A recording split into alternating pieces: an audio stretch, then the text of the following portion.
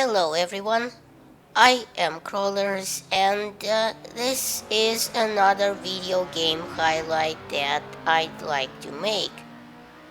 Something a bit different from my usual Battlefield 4 style video. This series focuses on other games that are cool and awesome and that have their own thing going on. So, today I have Assetto Corsa, or rather its beta that is available for pre-purchase on Steam. Now, Assetto Corsa is actually Italian for course setup or racing setup, and the game itself is made by the guys over at Kunos Simulazioni, who have done a few very realistic racing sims in the past, and this one is no exception. This is a true racing driver sim that, unlike other shitty arcade racing style games, Need for Speed Shift, I'm looking at you, actually reward you for using your steering wheel, which I am doing right now. It's an old shitty NASCAR wheel from Logitech that's about 10 years old right now because I bought it when Need for Speed Underground 2 came out in 2004, about round about there, and it's a bit wonky and glitchy, especially around the center. So I think I'll be upgrading it to something like the G27 this year. It deserves the piece of retirement, if you know what I mean. But enough about my wheel. Let's get back to Assetto Corsa. As I said, it's a true racing sim that might give Project Cars a run for its money. It's got awesome driving physics, eye-watering graphics, which admittedly might just fall short of Project Cars, eargasmic sound, especially if you turn it up, and supports a track IR, which to me is pretty great because I get to use it again after a couple of years of, it just sitting idly by. So before I actually get to what racing styles and things you can do with it, first I'd like to show you the game's menu because it is awesome. I just love this menu, for a lack of a better word. It's quick, to the point, very uncluttered, has a lot of pictograms and symbols instead of, just a wall of text. It's very easy to navigate, unlike the pause menu and loadout screen for Battlefield Hardline Beta, for example, which some of you might remember. That was truly horrible. Slow, clunky, took 10 levels of confirmations just to change the primary weapon, and, just not very good at all. This one, on the other hand, is very easy to understand and fast to move about. You got your drive button, for example, which you can press to select your game mode, car, track, and driving aids, if any, before a race. Or you can just click start and dive right into the action with the settings already selected the last time. It is literally that quick. Click start and you are taken right to your car. Now, since this is a beta after all, content is pretty limited, so right now all you have access to is a few cars, a few tracks, a drift course, a drag course, and only a couple of game modes.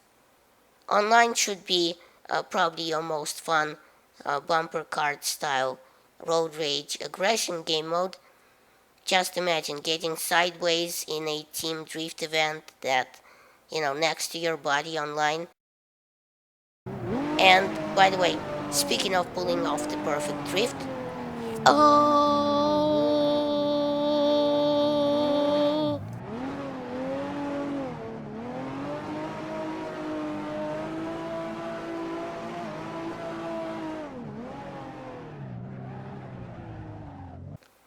I know, right?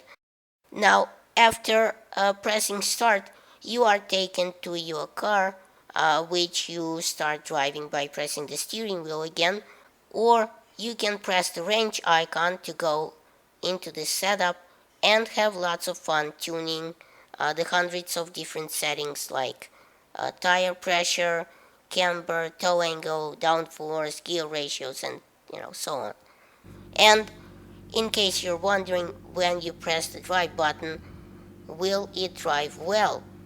Well, not to worry, the driving in Assetto Corsa actually is incredible in its physics. The drifting is just spot on, and the handling and the car's different characters. For example, just as you would expect, the KTM Expo flies like a rocket out of hell just because it's so light, but has shit for brakes.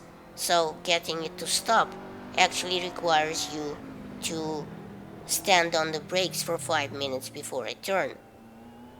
The McLaren has a rear end that will step out on you every chance it gets, and the P45 Ferrari just sticks to the asphalt like chewing gum, no matter how hard you turn.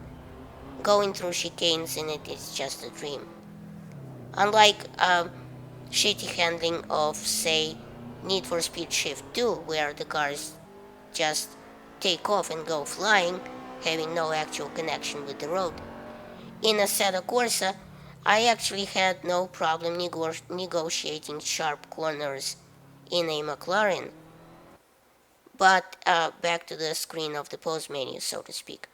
The pause menu in Assetto Corsa is very nicely laid out in the same way, in the same style as the main menu.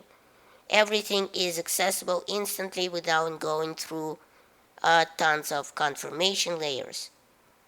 Also, what's nice about this menu is that it allows you to customize the HUD in absolutely any manner that you like.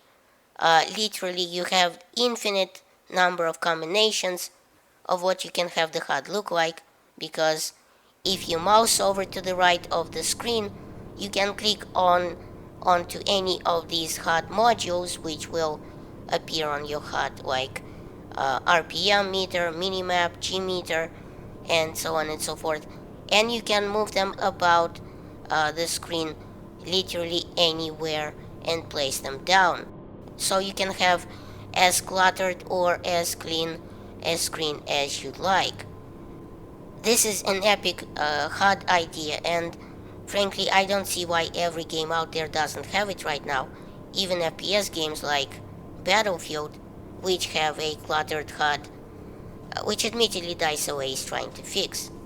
And adding to this, if you go to the Assetto Corsa forums, there's a complete sea of add-ons and mods that you can download for anything and everything Assetto Corsa.